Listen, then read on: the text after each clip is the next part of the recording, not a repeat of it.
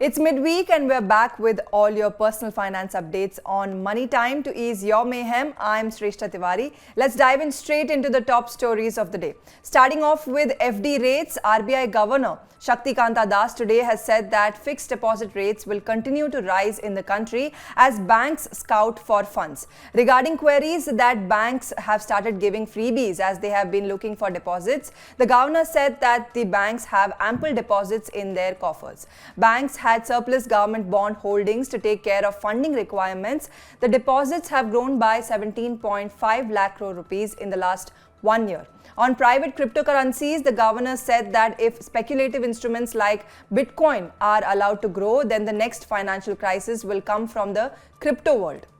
Talking about inflation, the RBI Governor Shaktikanta Das said that the Union government and the central bank have taken coordinated steps to bring down inflation in the country. He said that the Union government is equally serious on taming inflation.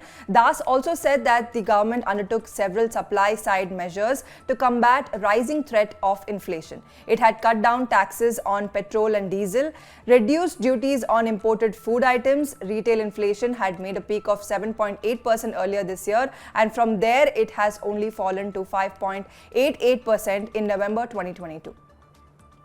And now very soon the different types of fees and charges that you pay for investing in mutual funds is going to change. You may be required to pay higher fees apart from the applicable exit loads. SEBI may allow mutual fund platforms to charge a fee for executing deals of investors. SEBI said that it is going to bring a regulatory framework for monitoring prices of services of AMCs.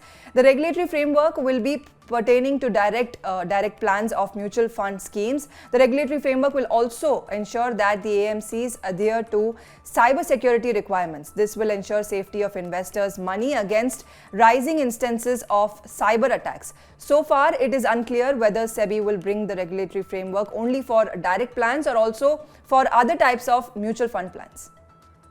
If you have invested in REITs or if you have any doubt regarding your safety of your investment in the real estate investment trust, then this will shed all your apprehensions. SEBI is going to implement governance norms on functioning of REITs. SEBI has already approved these norms. The capital market regulator has said that the governance norms of REITs will be in line with that of listed corporates on the bourses. Now, REITs will not be able to increase or reduce dividends on ad hoc basis. It will not be arbitrary.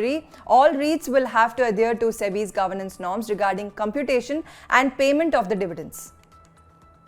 So Twitter has now replaced the blue tick mark with a grey tick mark on Prime Minister Narendra Modi's official handle, indicating that the government-related accounts will now get a grey tick mark on the social media platform, while corporates will get golden tick mark on their official pages. Now the rest of the verified accounts will continue with a blue tick mark. PM Modi currently has more than 85 million followers on Twitter.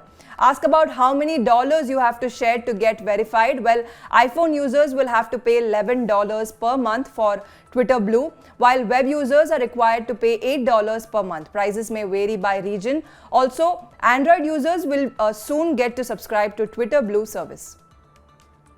An EPFO committee has asked the government to make ground-making changes in the Employees Pension Scheme 1995 or EPS 95. If the government accepts their demand, then those who have never invested in Provident Fund, even they will be able to draw pension from the EPFO. Plus, the committee has asked the government to increase minimum pension amount from 1,000 rupees to 7,500 rupees under the Employees Pension Scheme. It has also asked the government to compute the pension amount on higher salary. Currently, EPFO compute pension on maximum monthly salary of only 15,000 rupees, but the committee has asked the government to hike this threshold. They have threatened strike if their demands are not met.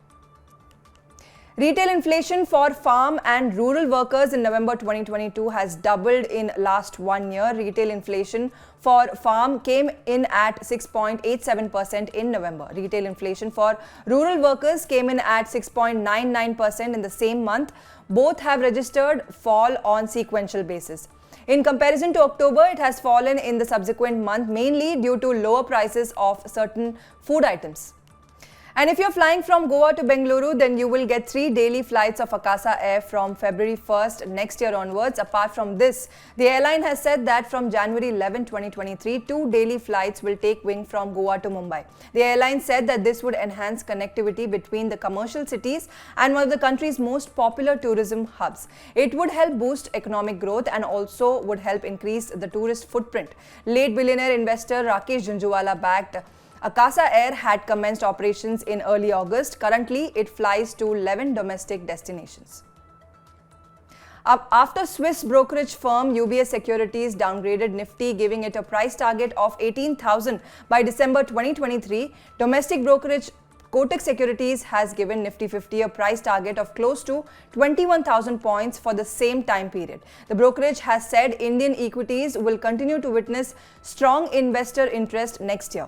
The brokerage expects the benchmark index to rise 14% from current levels, although the domestic brokerage isn't too bullish on India's growth story next year. If things go south, it can also lead to a bear market. In that case, the brokerage expects Nifty to even slide to near 16,500 points by December 2023.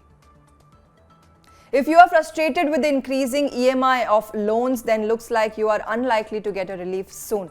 Kotak Securities has said that it expects the RBI to again hike rates by 0.25% at the February review of the monetary policy.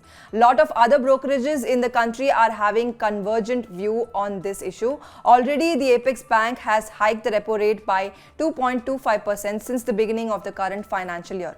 Current repo rate of 6.25% is back to pre-COVID levels. Alongside, banks have continuously hiked lending rates. Loans have already become costlier by more than 2% in the last 1 year, and it seems that financial institutions are in no mood to apply brakes to the rate hike cycle. With that, it's a wrap on this Money Time, and to grab all the personal finance action tomorrow, you know where to go. Same time, same channel. Stay tuned to Money9.